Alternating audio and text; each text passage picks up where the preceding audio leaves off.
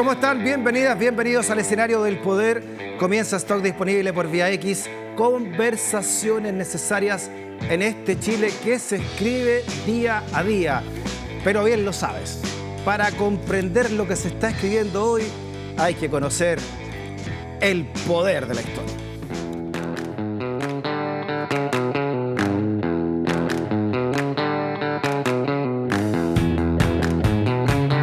Suena la campana.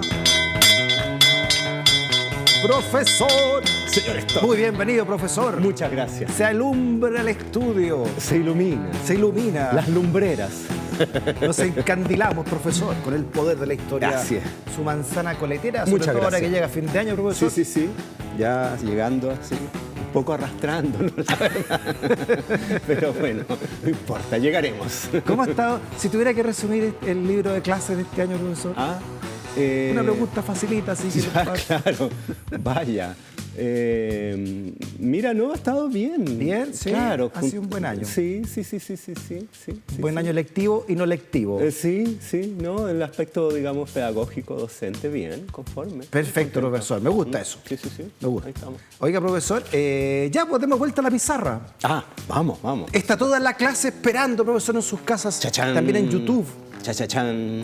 Ay. Sí, un tema de aquellos. ¿No? Ay. La Inquisición en Chile. ¿Ahora? ¿O ya pasó? ¿La de antes? Bueno, el Tribunal del Santo Oficio se extinguió, pero prácticas inquisitoriales se mantienen desafortunadamente. Sí. Interesante tema, la Inquisición, porque también hubo Inquisición en Chile, profesor. Claro. También se manifestó. Sí. No hubo propiamente un tribunal instalado en Chile, pero sí operó en Chile. Hubo personas chilenas procesadas, enjuiciadas, incluso condenadas por el Santo Oficio. Incluso hay algunos estudios, ¿no? O algunos intelectuales que dicen que estas huellas están en el ADN del continente entero, profesor. Mire esta nota, A por ver. ejemplo, que salió hace pocos años, ¿no? Mira, explicando qué interesante.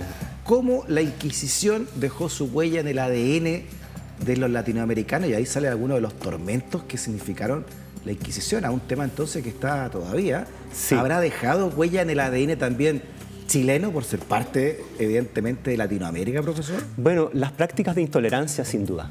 Ahí está. Ya. Sí. Interesante tema de reflexión. Hagamos una pausa, profesor. Salimos un rato de recreo.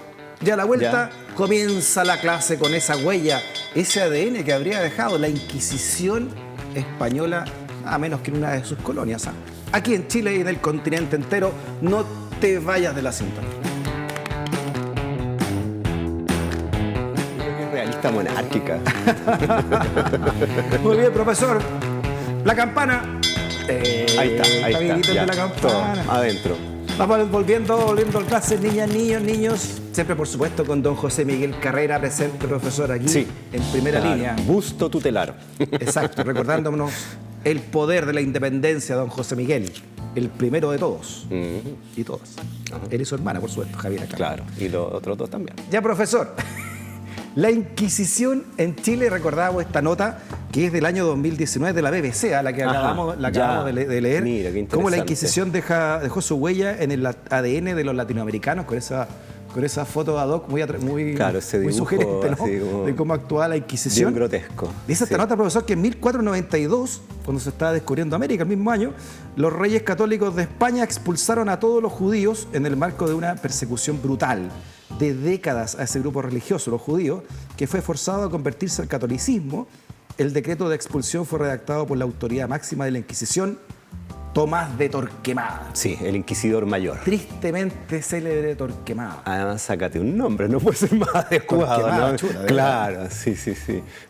Parecía seudónimo esa cuestión, No, ¿no? claro, es ¿Cómo bien terminaron? insólito que buscaron al hombre preciso, ¿no? Ya. Claro, bueno, la Inquisición se funda en España por los reyes católicos en un tiempo muy antiguo, el año 1478, tiene que ver con lo que dice esa nota, que es el proceso de unificación de la península española y el proceso, digamos, de reconquista desde el punto de vista español en relación a la expulsión de los moros, ¿no?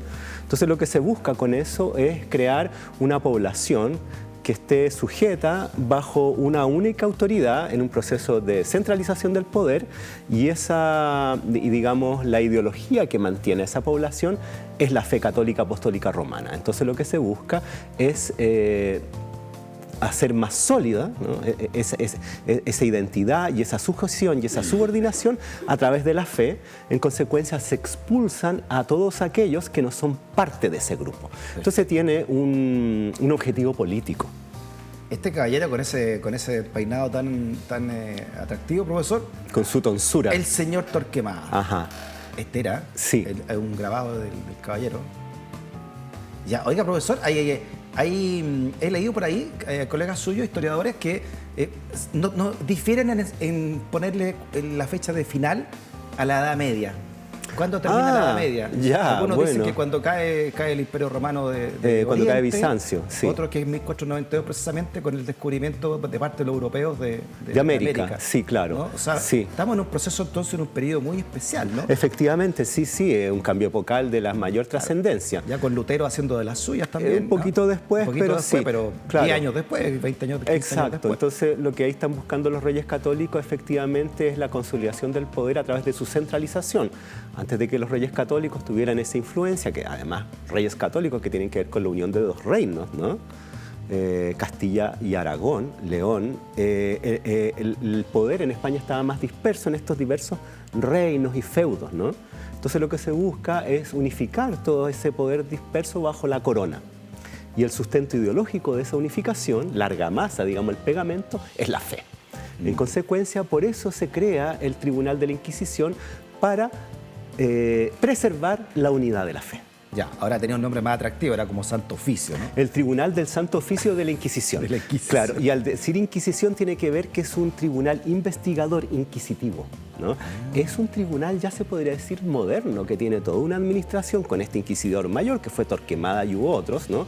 Y debajo del tribunal, o sea, primero un consejo, un gran consejo, que, digamos, ordena y coordina todo esto, y luego tribunales distribuidos por la península y luego por los territorios del Imperio Español, con una serie de funcionarios, como por ejemplo fiscales, inquisidores, comisarios, ¿no?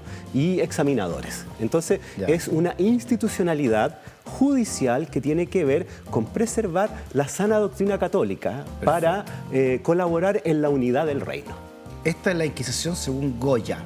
Hay varios pintores españoles, ¿no? Que la retrataron de un tribunal cómo habría actuado, ¿no? En contra de los herejes, como usted decía, profesor. Así es. Manteniendo una unidad política, porque aquí la política y la religión estaban completamente unidas. Absolutamente. Época, ¿no? Uno y otro. Claro, la corona colaboraba con el tribunal y viceversa. El papado tenía ejército, en fin, ¿no? Era un poder más que religioso, también temporal, ¿no? Absolutamente, y ni un problema con eso. Ya, y esta Inquisición se hacía, como también hemos visto en películas, de la manera más brutal del mundo, tortura. Sí. Era como una DINA, así, una CNI, ¿no? Con torturas, con apremios, con en cierto modo, asesinatos. Sí. O sea, por un lado era un tribunal que no era secreto, ¿no? Todo el mundo sabía que existía y sus procedimientos estaban más o menos a la vista. Ahora ellos lo que veían era, por ejemplo, la herejía, ¿no? Que hubiera sujetos que no fueran parte de esta comunidad de los católicos, de los buenos católicos, de los sanos católicos, como otras religiones, como los protestantes y sobre todo los judíos, que como tú bien decías fueron expulsados de España. Entonces se vigilaba de que no regresaran o que aquellos que se habían convertido a la fe católica, ¿no? Los conversos, también llamados marranos o cristianos nuevos, no mantuvieran de manera oculta la fe, también denominados criptojudíos. Entonces eran examinados y vigilados por estos comisarios de que efectivamente fueran buenos cristianos, ¿no? Y bueno, lo mismo con los protestantes, con los moros, con todo eso. También ciertos delitos religiosos, por ejemplo, dichos malsonantes, ¿no? La blasfemia, ¿no? También. Ahí se metía la Inquisición. Prácticas supersticiosas como la hechicería y la brujería, también. Entonces todos tienen que ver con la fe, pero que se manifiestan en la conducta social. Y tras el Concilio de Trento, que es la respuesta de la Iglesia Católica en contra del protestantismo, se ve de que también se debe velar por la conducta social, porque en la conducta social se refleja, ¿no? La religión. Y en ese sentido empieza a vigilar, por ejemplo, los delitos sexuales. los delitos sexuales, por ejemplo, de los sacerdotes, que evidentemente no pueden perpetrarlos porque tienen, digamos, están comprometidos a un voto de castidad, ¿no? O, por ejemplo, delitos como el adulterio o la bigamia, que van en contra del sacramento del matrimonio, en consecuencia en contra de la fe. Entonces, al final, la Inquisición no solo vela por aquellos delitos o faltas que tienen que ver con desviarse de la fe católica, sino que también con ciertas prácticas sociales que son inadecuadas. Incluso del mismo clero. Absolutamente. Esa es parte el de la mismo clero. contrarreforma también. Sí. Ven que, o sea, vigilan que el clero se comporte como corresponde, ¿no? Aquí está el Concilio de Trento, tan importante, profesor, porque vino a poner orden en la Iglesia después de la Reforma Luterana, ¿no? Así es. Una respuesta a eso. Sí. Oiga, profesor, ya, entonces, y además, me imagino que aquí también hay una persecución económica, porque a la gente que mandaban a la Inquisición, si eran judíos y tenían bienes, esos bienes quedaban para el tribunal también, ¿no? Sí. O sea, cuando alguien era acusado de haber cometido algún delito ante la Inquisición, ojo, las acusaciones podían ser anónimas. No le puedo creer. Ni un problema. Era una casa de brujas como... Bueno, de hecho, o sea, aquí tanto? hubo mujeres procesadas por hechicería. Un tiempo atrás hablábamos de una amante Pedro Valdivia, doña María de Encío. Ella fue procesada por hechicería. Qué tremendo, pero esa época, profesor. Nada de cosas. El miedo a eso, ¿eh? No, terror. Y el tribunal funcionaba a través de, podían ser también denuncias con nombre y apellido, sobre todo si alguna persona había sido víctima de alguna práctica que la Inquisición luego penaba, ¿no? Y bueno, la Inquisición veía en el mérito si es que aquella denuncia era plausible y la persona acusada, el grupo de personas acusadas eran apresados y, como tú bien dices, se le incautaban los bienes. Oiga, y esto duró más de 500 años esta Inquisición, porque usted me dice 1184. No, el año 1478, o sea, justo antes del inicio de la modernidad, si tú quieres. No, pero se creó, estoy leyendo acá, se cree que se fundó al sur de Francia para combatir a los herejes cátaros y albigenses en 1184, o sea, los antecedentes al menos de esta persecución ideológica. Sí. Claro que después lo toma la Iglesia Católica. Claro, aquí más bien española. Pensando en la Inquisición española, Claro. ¿no? La Inquisición española que se funda, digamos, a fin del siglo XV. Claro, 1240 en Aragón. En Aragón comenzó esto a implantarse, ¿no? Ajá. Más o menos. Pues, fíjese, profesor, o sea, duró hartos siglos. En el caso nuestro dura casi 4 siglos, porque la Inquisición es abolida en la década de 1830, recién. Es tremendo, toda esa época, bueno, conocida como la Edad Media, ¿no? Donde se persiguieron muchos intelectuales, se quemó vivo gente como Giordano Bruno, que, no sé, estaban en contra de lo que decía la Iglesia. Por ejemplo, que la Tierra era el centro del universo, claro, o que la Tierra se movía alrededor del Sol y cosas así. Galileo tuvo que abjurar, ¿no? Tirar para la cola, claro. Ya, no, si estoy recular así, pero pesado. Pero Giordano Bruno murió en la suya y lo quemaron vivo, profesora Giordano. Claro. Símbolo del pensamiento libre ahora. Bueno, ahí la Inquisición española no tuvo nada que ver, pero sí tiene que ver con esta intolerancia religiosa en relación a salirse de la doctrina católica apostólica romana, que tenía a veces límites bien difusos, ¿no? Entonces, en ocasiones se utilizaban estas acusaciones para otros fines, ¿no? Increíble, ¿eh? Por ejemplo, para venganzas personales, para perjudicar a alguna persona, o también, como tú en cierto modo insinuabas hace un rato, para apoderarse de sus bienes. Impresionante. Bueno, esto es una ilustración de Giordano Bruno, quizá el más célebre de los pensadores quemados vivos en la hoguera, ¿no? Así lo pintaba al menos National Geographic y otros también científicos que no sé, porque decían que la sangre circulaba por el cuerpo. También ya, claro, ¿cómo se te ocurre decir eso? Bueno, tenemos el caso de las casas de brujas en Nueva Inglaterra, en el actual Estados Unidos, en el siglo XVII, ¿no? Los juicios de Salem, ¿no? Ahí, por supuesto, no estaba la Inquisición porque ellos eran protestantes, ¿no? De hecho, eran puritanos. Sin embargo, la manera de perseguir lo que ellos consideraban desviaciones de la religión, en este caso hechicería, era mediante la hoguera. Entonces era una práctica más o menos generalizada dentro de la cristiandad en el sentido de que el fuego purifica. Sí. Oiga, profesor, ¿sabe que yo tuve la oportunidad de estar en Praga? Y en Praga, que es una ciudad, la República Checa es una de las quizás más ateas del mundo en términos de porcentaje. Está lleno de iglesias, pero están todas vacías, las ocupan para otras cosas. Pero la principal estatua es a un sacerdote que está puesta en el centro de la ciudad, que es Juan Hus. Que fue 100 años antes de Lutero, fue el primero que habló en contra de siendo él sacerdote, ¿no? De las prácticas Bueno, como de la Iglesia Lutero, que también Católica. era fraile. Claro, como Sí. Lutero. Y lo quemaron también, lo quemaron vivo Ajá. por haber dicho eso. Ya. O sea, es un símbolo de quien muere en la defensa de lo que considera correcto, ¿no? Por Claro, eso que claro. Juan Hus tiene su estatua en el corazón ahí de... Correcto, sí. Y sí. eso realmente es una lucha contra la intolerancia, finalmente. Absolutamente, sí, contra la intolerancia y la lucha por mantener el poder, en el sentido de mantener el statu quo, ¿no? Tiene que ver con eso, o sea, una gran resistencia a los cambios. Perfecto. Sin duda. Dicho esto, profesor, ¿cómo llega entonces acá? ¿Cómo se instala en esta Capitanía General de Chile Sí. la Inquisición? Bueno, esto tiene que ver que desde la corona española y también desde muchos clérigos eclesiásticos se empieza a pensar de que es necesario instalar la Inquisición en las Indias, ¿no? En América, debido a que, bueno, uno de los mandatos que tiene la conquista y colonización de América por los españoles es la evangelización de los indígenas, ¿no? Para, por supuesto, salvar sus almas inmortales del infierno. Entonces, para poder lograr aquello se requiere que los españoles que están en esa brega sean un ejemplo a seguir de buena conducta católica para los indígenas. Sin embargo, en estos territorios que eran más o menos salvajes, y para qué hablar del chileno, que era de los últimos, la verdad que la conducta de los españoles no estaba muy cercana a la sana doctrina, ¿no?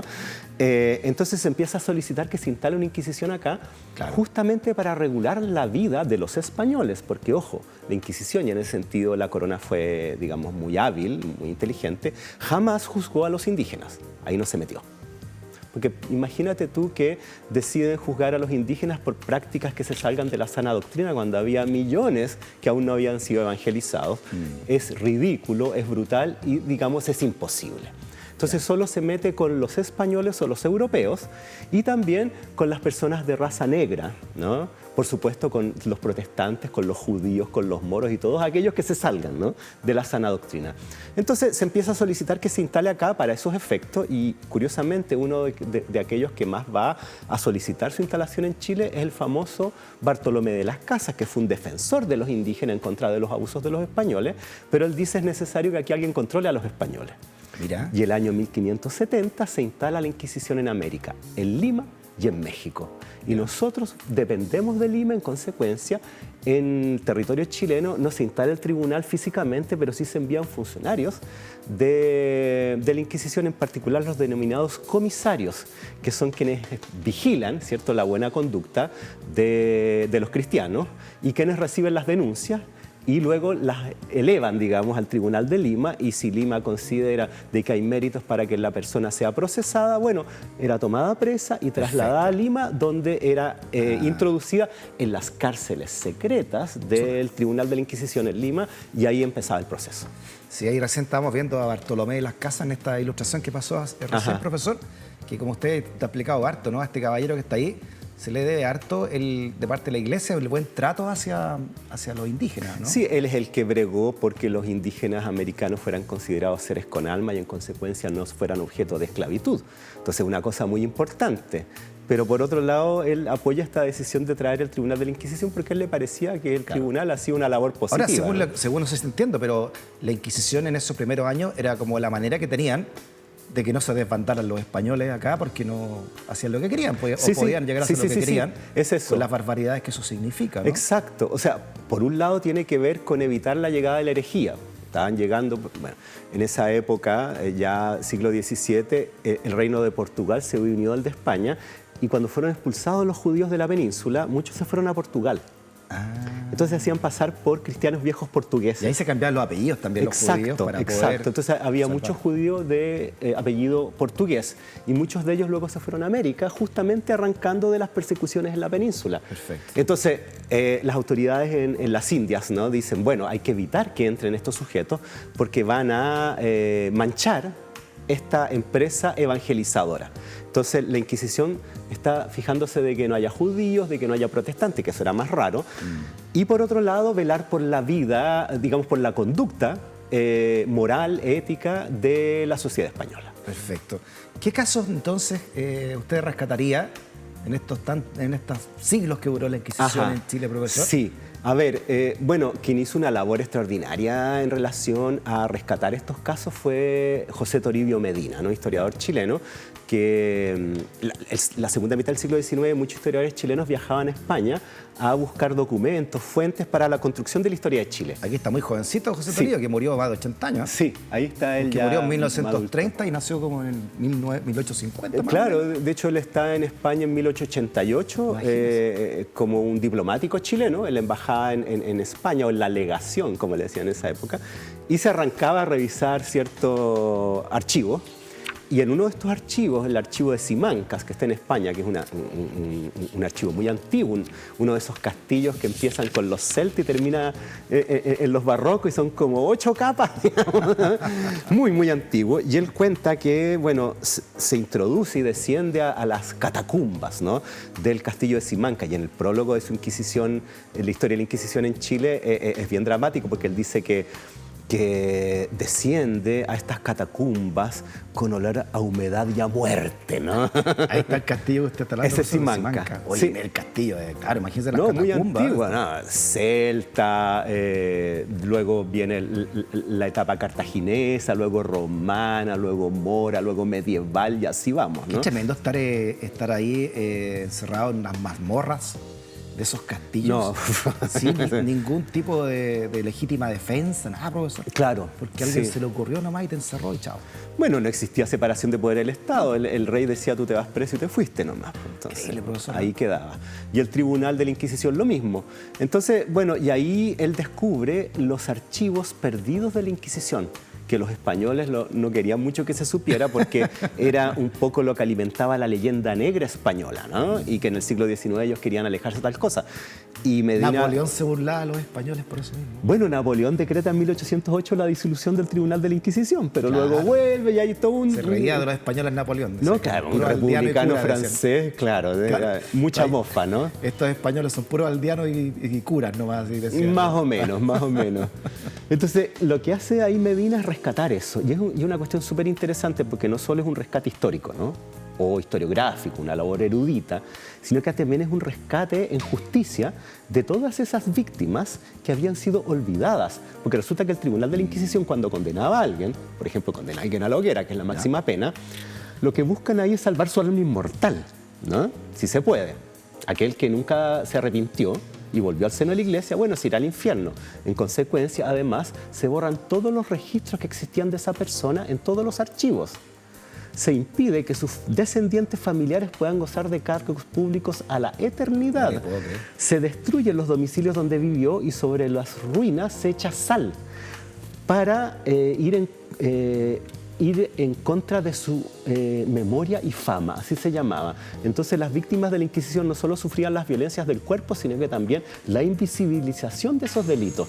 Entonces lo que hace Medina es rescatar esa memoria. Entonces es muy, muy importante. ¿Esa era la condena al olvido Sí. de la Inquisición? Sí, así es. Oye, es profunda lo que hay Es detrás de terrible eso, ¿eh? porque... Es una maldad claro, completa. es que la Inquisición opera en este reino y también el de más allá. Es un tribunal eclesiástico, entonces él ve también el alma. En consecuencia, opera aquí y en la eternidad. Sí. Bueno, lo que hace Medina es romper eso. Así que Oye, Medina le debemos harto. Bueno, Es por eso extraordinario. hay una sala Sí. que lleva su nombre en la Biblioteca Nacional. Donde sí. se pueden encontrar esto que usted está Sí, hablando. sí, profesor, ahí estos- están. Y la Biblioteca estos Nacional los documentos. ha publicado y también están... ahí está la Sala Medina, es Ah, preciosa. mira, ahí está la Sala Medina. Es muy linda. Quien quiera ir a conocerla puede ir a la Biblioteca Nacional y no hay ningún obstáculo para que ustedes entren. No se cobra ni un peso. Si usted deja su carnet de identidad, le pueden entregar todos los volúmenes que usted requiera y trabajar en esa sala tan linda. Así que un saludo ahí a la Biblioteca Nacional y en particular a la Sala Medina, que Muy linda preserva sala, la muy colección linda. Medina y todos estos papeles que son también tan potentes y tan importantes. Para los 200 años del Instituto Nacional hicimos nosotros un especial ahí en la sala. de la Mira. Estupendo, Hicimos con exalumnos, una Ya. conversación ahí.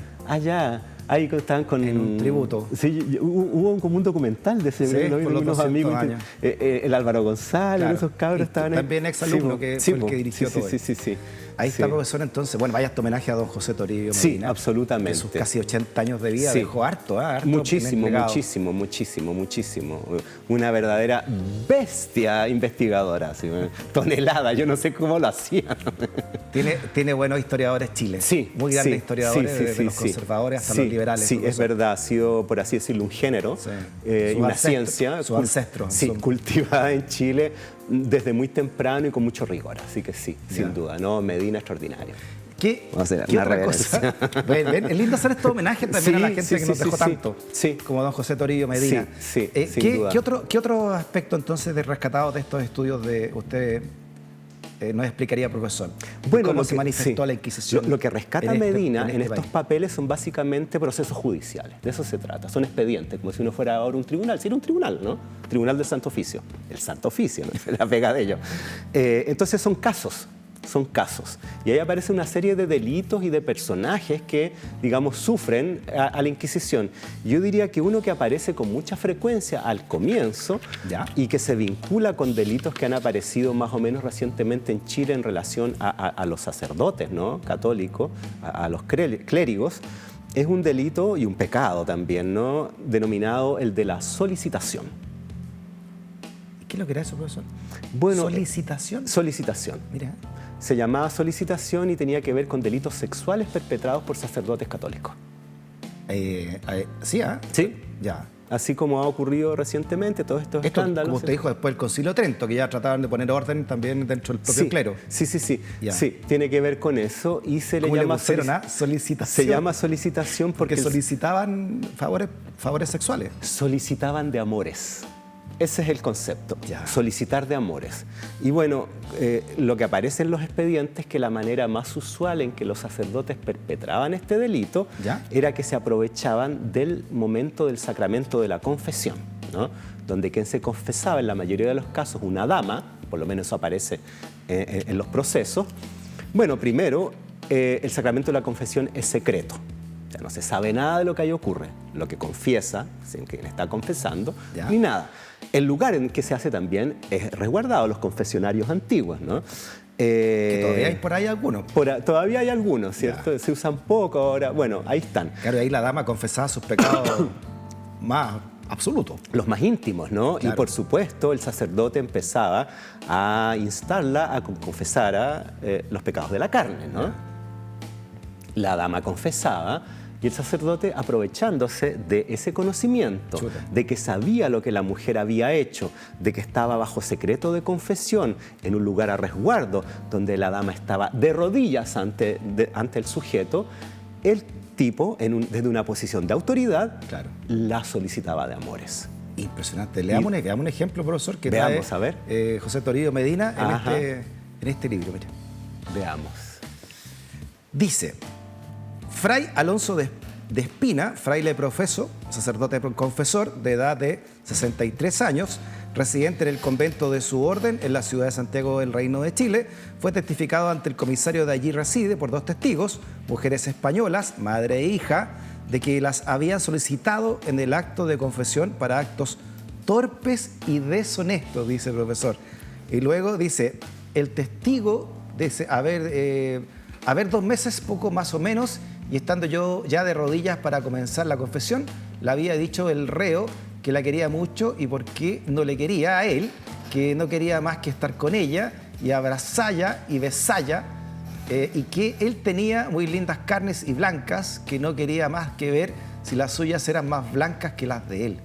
Mire, profesor, claro. Esa clase de perversiones, ¿no? Oye, y muy explícito todo, como, Sí. como se está viendo ahora, incluso en la realidad, ¿no? Por ejemplo, el caso Monsalve, donde la justicia tiene que, lamentablemente, poner de manera muy explícita todo lo que ocurre, Por supuesto. para que se llegue a un dictamen penal. Claro, sí.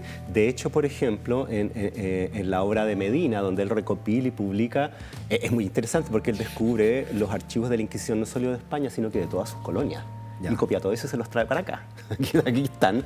Y publica luego la Inquisición en Lima, la Inquisición en Chile, la Inquisición en México, la Inquisición en las Filipinas, la Inquisición en todo el Imperio Español. Es una obra gigantesca. Y acá se nota muy bien cómo operaban estos sujetos, ¿no? A través de esta, digamos, solicitud de amores. Y son las mismas personas las que son los testigos de esto, ¿no, profesor? Claro, en este caso estas mujeres que son víctimas denuncian al sacerdote y es procesado por el tribunal. Mire, el testigo primero, que es mujer noble, encomendera de indios y mujer de caballero, de edad de 36 años, testificó que yéndose a confesar con él los días pasados, podría haber 2 meses, poco más o menos, y ahí dice, no, estando de rodillas, en fin, lo que acabamos de leer. 36 años tenía la esposa de un encomendero, o sea, no era cualquier persona. Es probable que eso lo haya también cometido con gente más humilde que no se animó a hacer la denuncia en vista de su posición social. ¿A qué pena se arriesgaba esta gente, estos curas que eran declarados culpables finalmente de estos actos, profesor? Bueno, la máxima pena eventual es la hoguera, nada de cosas. Ya.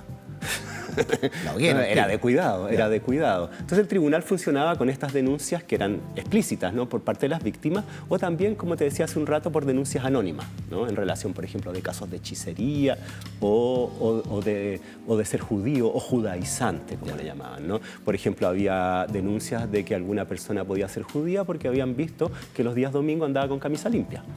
No le puedo creer. Entonces, bueno, él estaba cuidando el sábado, ¿no? O que se había negado un día a comer carne de cerdo. No, este judío. Y puede ser, como usted decía, anónimo también eso. Anónimo. Oh, sí. Qué tremendo, profesor. Entonces, era de cuidado. Y podía llegar hasta la hoguera eso, que le quitaran los bienes y que anularan a toda tu familia de por vida, como usted decía, sí. condena al olvido. Exacto, no, muy severo. Bueno, fueron muchísimos los sacerdotes católicos en Chile que fueron procesados por solicitación, ¿no? Piensa que la Inquisición se instala en Lima en 1570 y ya en 1577 hay un cura chileno procesado por solicitación. Un tal Fray Lobo. Fray Lobo, ¿no? Ese ahí con su oreja. Claro. Y de ahí en adelante, este que veíamos recién también fue poco después. Entonces, sacerdotes del clero secular, de parroquia o de órdenes religiosas. Este que veíamos recién era dominico, franciscanos, mercedarios, etcétera. Pero profesor, imagínense que ahora, siglo XXI, se conocen abusos de la Iglesia contra menores.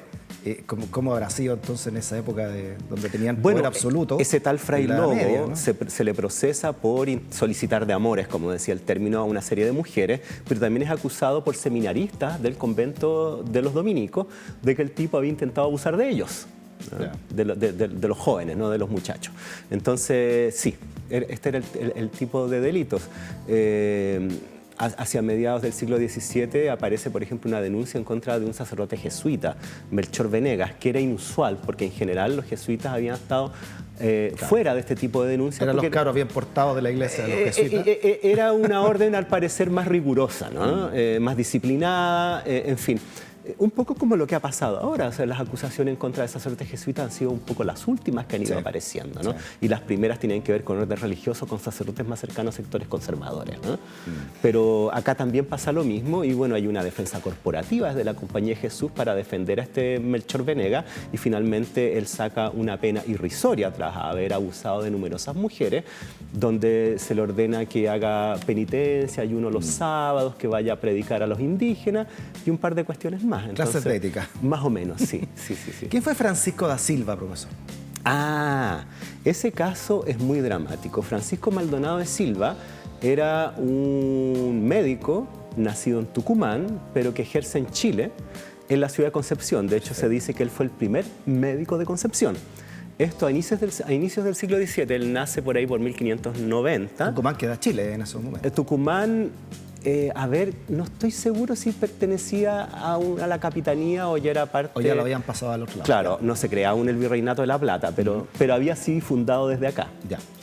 Bueno, la cosa es que este sacerdote, perdón, este médico, era hijo de médico y su padre, también Maldonado de Silva, había sido justamente uno de estos judíos portugueses que se habían venido a América huyendo de la persecución. Y él había abjurado el judaísmo, había abrazado la fe católica, o sea, era un denominado marrano. Y sus hijos y su familia no tenían idea de esta historia. Él había sido procesado por la Inquisición, había estado 6 años preso. Después de esa experiencia, déjenme tranquilo, Y bueno, antes de morir, cuando su hijo Francisco tenía 18 años, le confiesa al hijo la historia familiar. Y le dice que él había sido judío y que la verdad había seguido practicando los ritos del judaísmo de manera secreta, por miedo, por supuesto, y que no lo sabía nadie y ahora se lo contaba. Entonces, este hijo decide él también abrazar la fe judía en secreto, ¿no? Esto es hacia 1618. Y bueno, él comienza a practicarla de manera secreta, tan secreta que él, que era médico, se autopractica una circuncisión de manera secreta, ¿no? Y empieza a hacer las prácticas de la religión judía, haciéndola de manera, por supuesto, encubierta, ¿no? Lo que sin que nadie sepa. Autopracticarse una No, te lo encargo. Hay que estar bien convencido. No, claro, tener así, pero el medio pulso, ¿no? Sí. Este tipo de cosas debía hacer un judío para practicar su fe en estos territorios, ¿te fijas? Tremendo. O sea, autocircuncidarse para callado, ¿no? Bueno, finalmente, el año 1627, él se le ocurre la pésima idea de contarle este secreto familiar a una de sus hermanas, que no tenía idea, que vivía en Santiago, y la hermana se asusta mucho, porque ser judío, judaizante, era algo peligroso, ¿no? Ella no se esperaba esta cosa, da mucho susto, y además se consideraba que estos eran pecadores, eran sujetos de lo peor, ¿no? Veamos el relato de la hermana, profesor, que lo trae. Ya, perfecto. También José Estupendo, Toribio Medina. sí. Es que es impresionante, profesor, cómo la hermana lo delata. Mira, dice, Isabel Maldonado, de 40 años, hermana del reo, la hacía saber que él era judío y guardaba la ley de Moisés. Y replicando la testigo de cómo, siendo su hermano, decía una cosa como aquella tan mala, pues sabía que a los judíos los quemaba el santo oficio y les quitaba sus haciendas, y que le engañaba el demonio, porque la ley que guardaban los cristianos era la ley justa, buena y de gracia, señala, ¿no? Y voy a leer también, después dice, respondió el reo que los que decían que eran cristianos se iban al infierno, y que no había más que un solo Dios a quien debían el ser que tenían y a quien debían adorar, y que el decir que la Virgen había parido a nuestro Señor era mentira, porque no era sino una mujer que estaba casada con un viejo y se fue por ahí y se empreñó y no era virgen. No, dijo claro. Imagínate que hasta el día de hoy suena duro para un católico, me imagino. Claro, esto, no, eso, Edad Media. como declara la hermana, ella le dio mucho miedo y además un enorme estupor, y también el pensar de que su hermano se iba a ir al infierno, o sea, su alma había sido corrompida. Entonces, esta pobre mujer, ante esta revelación, atribulada, ¿no?, por esta situación, se la dice a su sacerdote confesor durante el sacramento de la confesión, que es secreta. Que es súper caro. Entonces, ¿qué le dice este tipo? Mira, yo no puedo revelar esto, pero yo te conmino a que lo denuncies ante el Tribunal del Santo Oficio, o si no, se van a ir todos al infierno. Y la hermana lo denuncia. Lo delató la hermana. Lo delató la hermana. Por miedo. Por miedo. ¿Y qué pasó con por este todos los caballero? miedos? No sé qué hicieron. Bueno, el año 1627 es tomado preso por los comisarios del Santo Oficio. Se le encierra en las celdas del convento de Santo Domingo en Concepción y luego es trasladado a las cárceles secretas del Tribunal de la Inquisición en Lima. Ah, lo llevaron a Lima. Lo llevaron a Lima, porque ahí se hacían los juicios. Ahí estaba la hoguera. Ahí estaba la hoguera, ahí la tenían. Ahí se instalaba en caso de que fuera necesario. Y bueno, este médico es procesado durante 12 años y el proceso podía ser eterno, no tenía un plazo. Incluso ni siquiera te decían cuáles eran, digamos, los delitos que se te achacaban, porque estaba un poco mezclado el proceso inquisitorial judicial con el sacramento de la confesión, porque se suponía que aquel que había sido, digamos, procesado por la Inquisición no procesaba sin buenos fundamentos. Tú algo hiciste, confiesa. Entonces tenía que salir del fondo de tu corazón. ¿Y qué pasa si había un proceso injusto y el tipo no sabía por qué carajo lo estaban juzgando? Bueno, tenía que ensayar todas las posibilidades de pecados y delitos para que finalmente los tipos de la Inquisición lo procesaran y eventualmente lo perdonaran, porque lo que la Inquisición buscaba era salvar el alma, ¿no?, de esta corrupción, de la herejía, de la hechicería, de lo que fuera. Bueno, ¿qué hace Francisco Maldonado Silva? De entrada dice: yo soy judío y creo en mi fe y la defiendo. ¿Y qué? Mira, o sea, los Giordano Bruno, así. Ese estilo. Durante 12 años, un grupo de inquisidores intentaron convencerlo de volver a la religión católica porque él había sido bautizado. No olvidemos, él es un apóstata, ¿no? Miremos, aquí hay un grabado, ¿no?, de memoria chilena de cómo era esto, profesor. Un auto de fe. Un auto de fe. Es el auto de fe, es el momento en que los condenados son penados, ¿no? Ahí apenas luz pública, como una plaza eso, ¿eh? No, era una verdadera performance. La ciudad se transformaba y era como una fiesta pública donde estaban las más altas autoridades, donde la ciudad se engalanaba, donde se armaban, como salen ahí, galerías o tablados para que se instalaran las personas a ver esto. Que sirviera de escarmiento público también, exacto, ¿no? Exacto. En una época en que el analfabetismo era rampante, la manera de hacer educación política era mediante estos actos performativos. El oscurantismo. Entonces, y con todo un despliegue de vestuario muy peculiar, con los denominados sanbenitos, los condenados con una horca colgando del cuello, con dibujos de serpientes y demonios, ¿no? Y al fondo, un cadalso con un tablado y una hoguera prendida. Y en el camino, los curas hablándole al oído, intentarlo convencerlo de convertirse hasta el último segundo antes de empujarlo a la hoguera. Y el señor Maldonado da Silva dijo, me muero con la mía. Bueno, Maldonado de Silva era tan terco en su religión que él hacía ayunos a pesar del maltrato de la prisión. En un momento él pide que lo alimenten con choclos y con las hojas de los choclos hace una soga, pensando que se la debe utilizar para huir, pero en vez de usarla para huir, lo usa para pasarse a otras celdas para predicar el judaísmo a los otros presos.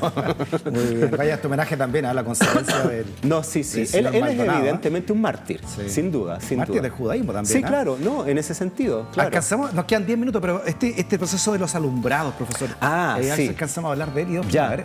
Eso es muy interesante y ya nos muestra la decadencia del Tribunal de la Inquisición. Este es un proceso que empieza ya en el siglo XVIII, que es el siglo de las luces, ¿no?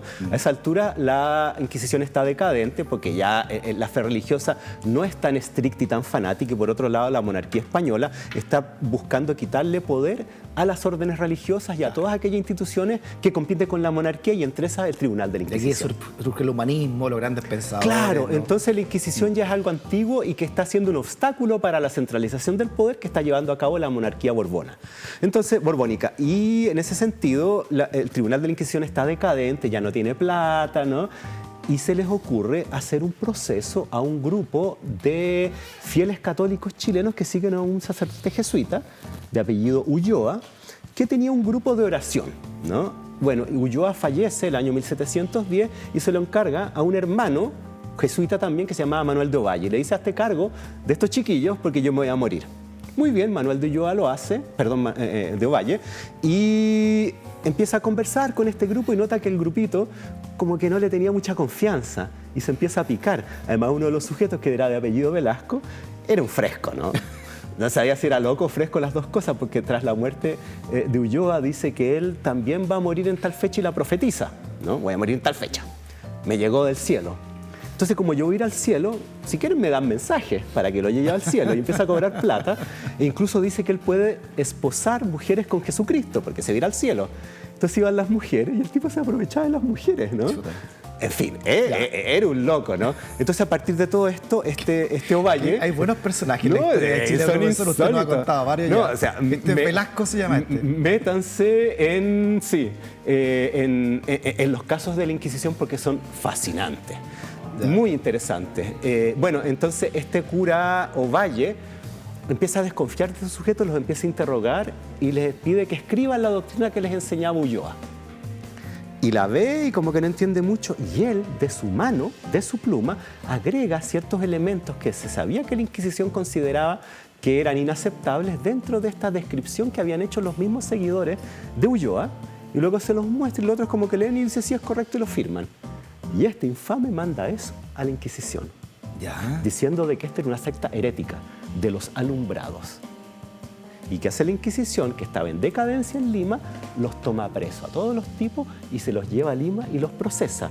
Y procesa a 3 de los seguidores, entre eso este Velasco, ¿no? Como 15 años después de la denuncia. Esto es 1710, es más o menos la década de 1720.